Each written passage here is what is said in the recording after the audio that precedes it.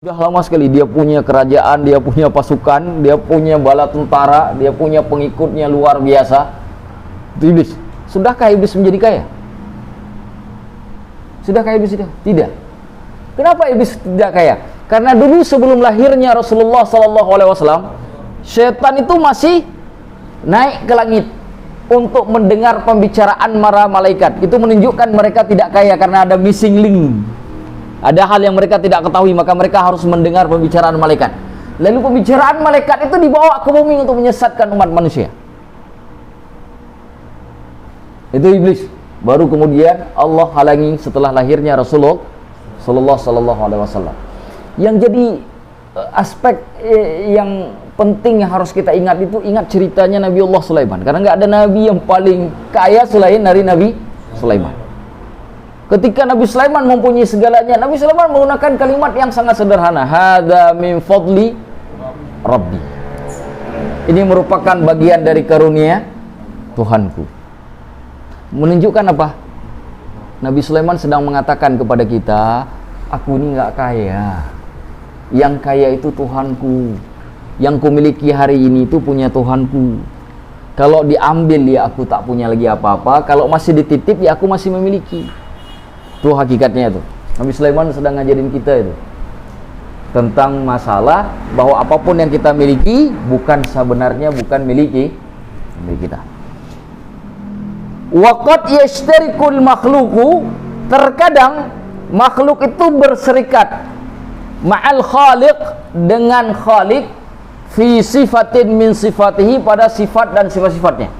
Kadang-kadang ada titik kesamaan antara makhluk dengan khaliq, dengan Allah. Nah, di mana letak samanya? Karena ini harus dibahas. Takutnya nanti begini, kalau tidak dibahas, orang akan menganggap begini, Allah kan menghidupkan, Allah kan membuat, menciptakan. Saya juga bisa membuat. Allah membuat manusia, saya buat mobil. Sama dong. Karena kalimat ini kan diucapkan oleh Namrud ketika dengan Nabiullah Ibrahim itu. Iya kan? Kalimat ini diucapkan oleh Namrud. Maka kenapa kemudian wajib dibahas ini? Untuk memberi batasan di manakah letak kesamaan dan perbedaannya secara jelas, supaya kita tidak salah memahami. Terkadang makhluk dan khalik itu dalam sifat-sifatnya Allah itu berserikat, artinya punya kesamaan. Di mana contohnya? Kita lihat. Ka'annaqulu, seperti kita mengatakan inna fulanan, sesungguhnya si fulan ghaniyun, dia kaya. Allah tadi juga ghani kan, kaya juga kan, dia juga kaya. Kita bisa katakan, misalkan ada orang kaya betul di antara kita ini, ya, katakanlah misalkan Ashraf tiba-tiba kaya betul. Saking kayanya, ijo kayanya. Pernah dengar ya? Saya juga nggak tahu kenapa disebut kaya ijo itu, nggak ngerti. Kenapa nggak kuning, kenapa nggak merah, nggak ngerti saya. Ijo tuh, padahal kan uang 100.000 itu kan merah kan, harusnya merah betul kayanya. Misalnya gitu, banyak sekali duitnya.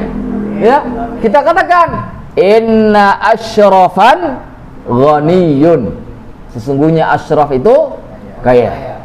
Kita juga mengatakan innallaha ghaniyun, sesungguhnya Allah itu kaya. Ada kesamaan. Ada kesamaan. Nah. Amma idza, adapun apabila waradatis sifah, apabila sifat kekayaan tadi itu ya datang ala itlaqiha, atas makna secara mutlak, atas makna kemutlakan. Arti mutlak apa? Tidak ada lagi kekayaan yang punya batasan. Masih disebut mutlak. Karena kalau sudah disebut mutlak berarti nggak ada lagi batasan. Sudah sangat luar biasa. Sudah di atas, nggak ada lagi yang di atasnya. Makanya Allah mengatakan kalau Allah ngasih sesuatu kepada kita, khazinahnya Allah itu tidak pernah berkurang. Allah ngasih kita rezeki, Allah ngasih kita uang 1 miliar, nggak berkurang itu yang di sisi Allah. Itu kan yang paling kaya. Kita, saya sekarang punya duit 10.000, saya kasih 5.000, berkurang duit saya 5.000. Betul tidak? Hatta orang paling kaya sekalipun, yang hijau kayaknya tadi itu, tetap begitu kasusnya ya. Maka dari sini kita tahu bahwa kayanya manusia dan kayanya makhluk dengan kayanya khalik pada penyebutan sama, tetapi pada pemaknaan berbeda. Saya ulangi, pada penyebutan sama, tapi pada pemaknaan wajib berbeda. Kenapa? Karena pada makhluk tidak ada kemutlakan, pada Allah adanya kemutlakan. Jadi kita tanya, di mana letak perbedaan kayanya Allah dengan kayanya makhluk? Jawabannya pada kemutlakan. Bisa dipahami? Baik. Ka'an naqulu sebagaimana kita katakan al-ghani yang kaya, fa innahu la tutlaqu illa 'alal haqqi azza wajal, bahwa kekayaan yang tidak terbatas itu tidaklah diitlakkan, dimutlakkan kecuali hanya kepada Allah azza wajalla. Kepada makhluk nggak boleh dimutlakkan. Kenapa? Karena nggak punya kemutlakan. Yang mutlak itu hanya pada Allah. Baik, kita lanjutkan. Wa yantabiqu dzalika, hal yang sama dari semua itu, ala jami'il asma, atas semua nama-nama. Jadi itu berlaku untuk semua nama. Kalau misalkan kita katakan pada makhluk, misalkan bahasa Arab, nih bahasa Arabnya, hadzal rajulu qawiyyun, laki-laki ini kuat. Allah juga innallaha qawiyyun, sesungguhnya Allah kuat. Sama-sama kuat kan? Tetapi di mana letak bedanya? Kuatnya pada Allah ada kemutlakan, kuatnya pada laki-laki yang kita contohkan tadi itu tidak adanya adanya keterbatasan maksudnya. Jadi lawan kemutlakan, keterbatasan. Itu berlaku semuanya dengan 99 nama Allah. Setiap kita bicara kepada sifat Allah, maka harus ada kemutlakan. Allah Rahman, berarti rahmat Allah, kasih sayangnya Allah mutlak. Kita juga punya kasih sayang kan? Coba lihat. Ini saya saya cerita satu kisah. Teman-teman pernah dengar kata Al-Fudail bin Iyad? Ya, pernah dengar? Saya pernah cerita tentang Al-Fudail bin Iyad. Tahu ya Fudail bin Iyad? Ulama yang hidup pada abad kedua Hijriah. Ulama tasawuf yang sangat terkenal. Fudail bin Iyad itu yang begal yang masuk Islam. Bukan masuk Islam, tobat. Tobat. Pernah saya cerita kan? Jadi suatu waktu Fudail bin Iyad itu pergi ke masjid. Lalu melewati sebuah rumah, beliau mendengar seorang anak yang sedang menangis sangat keras dipukul oleh ibunya. Karena bandel, dipukul. Anaknya masih kecil sekali, dipukul oleh ibunya. Karena nggak tahan lagi dipukul sama ibunya, dia lari, dia buka pintu, dia lari keluar rumah. Biasanya kalau kita dulu masih kecil-kecil, kalau lari di rumah tuh nggak mau lagi gue pulang ke rumah ini kan, gitu kan. Gitu kan, pergilah sana. Diikuti sama Fudail bin Iyad. Dia lihat si anak itu duduk di suatu tempat sampai reda tangisannya. Ketika dia sudah reda tangisannya, dia lihat ke kiri, dia lihat ke kanan, seterusnya begitu. Lalu dia berpikir, si anak ini mau kemana aku pergi?